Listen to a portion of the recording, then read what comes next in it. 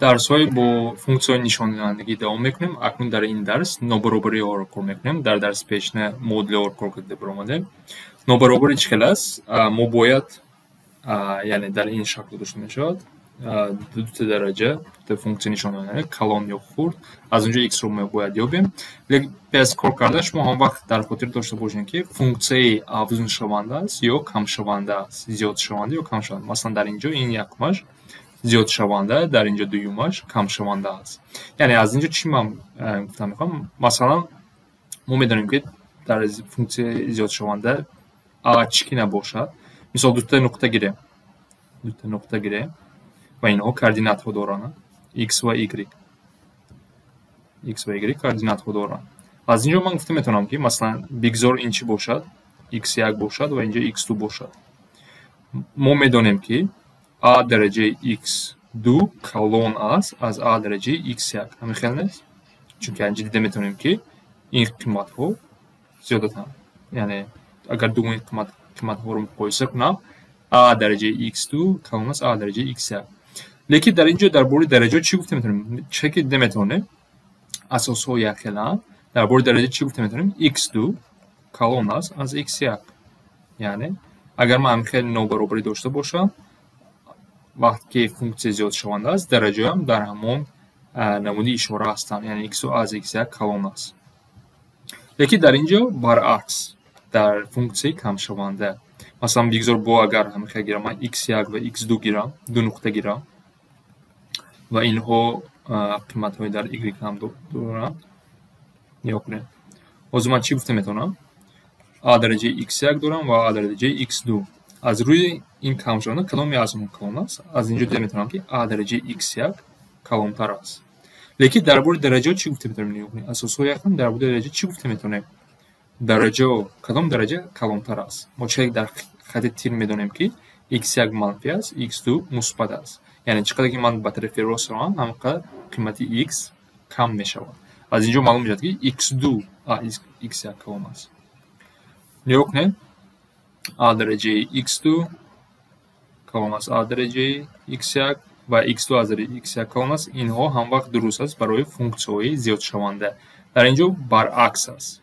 Агар a дараҷаи x1 калон аст a дараҷаи x2 бошад, ин маънои онро дорад, ки x2 аз x1 калон аст. дар мисол бинем, боз фаҳмонтар мешавад. Якум мисол, функсияи зиёдшаванда чӣ хел мефаҳмам? Чунки асос аз як калон аст. ҳозир ман ин саволро ин хел навишта метавонам. 2 дараҷаи 2 минуси x хурд аст 2 дараҷаи 4. акнун ман медонам, ки ин функсияи зиёдшаванда аст. аз инҷо хулоса мебарояд, ки дараҷаам дар ҳамун як хел ишорат ҳастанд. Яъне 2 минуси x аз 4 хурд аст. яъне қиматҳо агар ҳамин хел ишора дошта бошанд, дараҷаам дар ҳамин хел ишора доранд. аз инҷо баъд нобаробарӣ агар кор кунем чӣ мешавад? x-ро ба тарафи рост гирем, 4-ро ба тарафи чап, 2 минуси 4 x. Яъне x аз чӣ калон аст? Аз минуси 2 калон аст. Яъне ҳама x-ҳое, ки аз минуси 2 калон аст, ба ин нобаробарӣ дуруст мешавад. чӣ хел ки мо медонем, дар нобаробарӣ мо як ҷавоб надорем, биохир ҷавоб дорем, дошта метавонем, ё байни ду ададҳо. дуюмашро кор кунем. дар инҷо нобаробари квадратӣ аст. инро дида бароем. акнун дар инҷо нигоҳ кунед. инҷо мо чӣ дорем? Функсияи камшаванда аст. аз инҷо хулоса мебарем. биёед аввал асосҳои якҷоя кунам. инро мо охир навишта метавонем. 3 дар дараҷаи x квадрат ҷамъи 1 калон аст 1 тақсими 2. ин дараҷаи чанд буд? 5 ва дараҷаи 2x. агар бо соддатар агар нависта тавонем, чӣ мешавад? 1 тақсими 2 дар дараҷаи 3x квадрат ҷамъи 3. дараҷаҳоро зарб мекунем. калон ё баробар аст 1 тақсими 2 10x. акнун нигоҳ кунед. функсия афзуншаванда ин калонтар аст. ин маъно дорад, ки ишора барои дараҷаҳо баръакс аст. Яъне агар ман дараҷаҳоро нависам, ҷамъи 3x 10x, ҳамин ишора самташро иваз мекунад, яъне ба тарафи рост мешавад. ва аз инҷо агар мо модули квадратиро, нобаробарии квадратиро кор кунем, чӣ кор мекунем? ҳамаи ифодаҳо ба як тараф ҷамъ кунем. 3x квадрат минуси 10x ҷамъи 3 хурд аз калон 0 аст و از اینجا ما اگر این رو کار کنیم چی میشه؟ این نابرابری کвадрати است. ببین ریشه رو باید یابم. با قوس هم جدا کرده میتونیم. چیکار میشه اگر با قوس جدا کنیم؟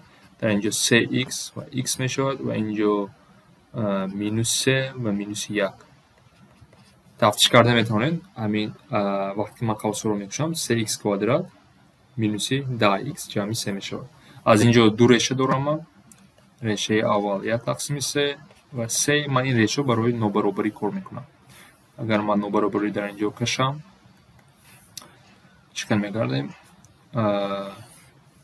مینوس به آخر بعد ریشه ها رو از خود به کلام میرسیم 1 تقسیم 3 و به آخر.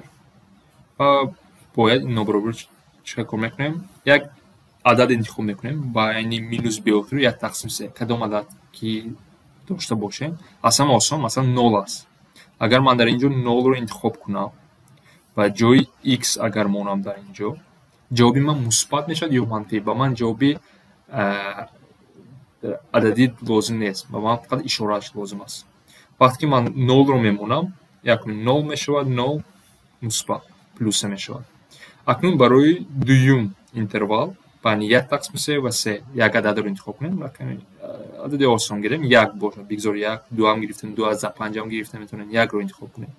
وقتی 1 رو انتخاب کردیم جای x میمونه این 3 میشود مینوس 7 جمع مینوس 4 منفی میشود.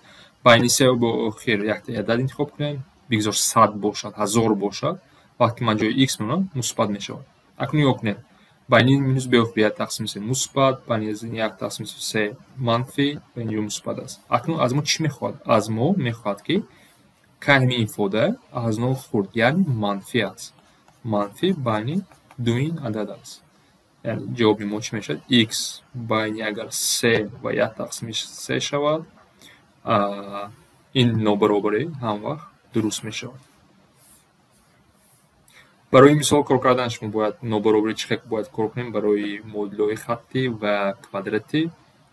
بعد باز یک بار دیگر باید درک کنیم که آیا فونکسی نشانه من افزون شونده است یا کم شونده است.